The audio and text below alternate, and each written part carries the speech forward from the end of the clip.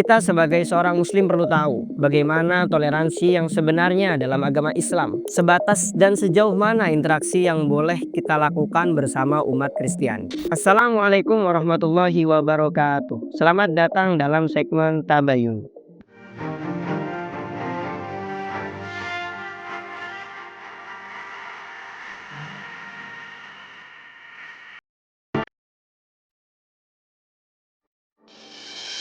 Lakum dinukum waliyadin, bagimu agamamu dan bagiku agamaku. Ayat ini sering dipotong lalu diseret-seret menjadi dalil bahwa semua agama sama dan bebas saling merayakan. Padahal maknanya jelas, tegas dan final. Kalian dengan agama kalian dan aku dengan agamaku. Ayat ini adalah penegasan dari ayat sebelumnya, la a'budu ma ta'budun wala antum a'biduna ma a'bud.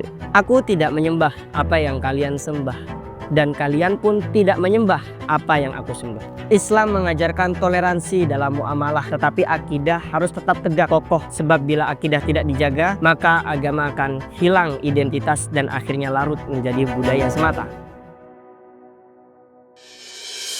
Jika dalam hati seorang muslim muncul perasaan mengagungkan ritual agama lain, apalagi menganggapnya benar atau sama benarnya, maka ini merupakan bahaya akidah yang sangat serius. Kita menghormati Nabi Isa alaihissalam sebagai nabi besar, mengucapkan salam setiap kali namanya disebut dengan ucapan alaihissalam. Namun kita tidak menganggapnya sebagai anak Tuhan.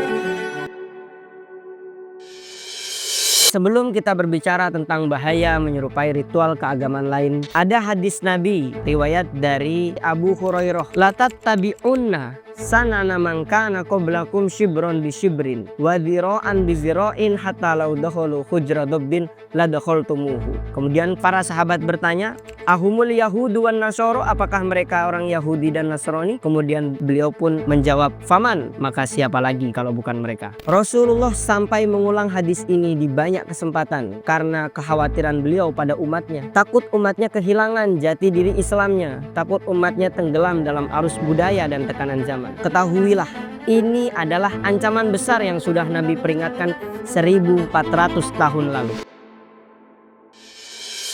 Merayakan Natal dan memfasilitasi para ulama sudah melarangnya dengan tegas. Dalam kitab Al-Fatawa Al-Fiqhiyah Al-Kubro diterangkan tentang seorang kafir yang sedang tersesat menuju gerejanya, dan kita sebagai orang muslim dilarang menunjukkan jalan kepadanya karena itu bentuk bantuan dalam kemaksiatan besar. Maka bagaimana mungkin bila menyediakan panggung untuk Natal, memfasilitasi perayaan, anggaran, gedung auditorium, bahkan ikut meresmikan dan merayakan, itu semua tentu jauh lebih berat daripada sekedar menunjukkan jalan. Kalau menunjukkan arah jalan saja diharamkan, apalagi menjadi tuan rumah perayaan tersebut. Dan dalam kitab Is'adur Rafiq juga dijelaskan, termasuk dosa anggota badan adalah membantu orang lain dalam maksiat, dan bila kemaksiatan itu besar, maka menolongnya juga menjadi dosa yang besar.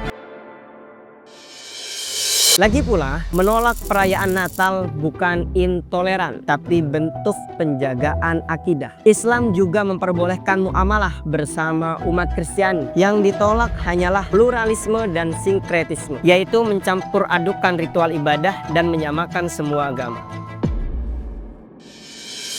Sebagai penutup, kalian perlu tahu, keputusan yang datang dari orang biasa mungkin dampaknya kecil. Tapi ketika ia keluar dari lembaga besar, dari kursi tinggi, dari pihak yang punya pengaruh, maka dampaknya sangat besar bagi umat. Menjadi contoh, menjadi legitimasi, dan menjadi pembenaran bagi orang awam. Seharusnya semakin tinggi kedudukan seseorang, semakin besar pula rasa takutnya kepada Allah. Semakin hati-hati ia menjaga batas syariat, dan semakin ia sadar bahwa satu kebijakan bisa menuntun jutaan manusia kepada ketaatan, atau justru sebaliknya kepada penyimpangan yang berbahaya. Kalau sekedar menunjukkan jalan menuju berhala saja dihukumi haram, bagaimana mungkin kita memandang ringan memfasilitasi perayaan ibadah agama lain? Dan harapannya para pemimpin umat juga memikul amanah itu dengan penuh tanggung jawab. Karena satu hal yang pasti, di hadapan Allah nanti kita semua akan ditanya, pemimpin dengan kepemimpinannya, pejabat dengan kebijakannya, dan kita dengan iman yang kita jaga. Maka marilah kembali kepada Allah dan ajaran Rasulullah. Semua ini disampaikan bukan karena ingin memberontak, bukan karena ingin memusuhi siapapun, dan juga tidak bertujuan menimbulkan konflik. Wallahu a'lam bishawab.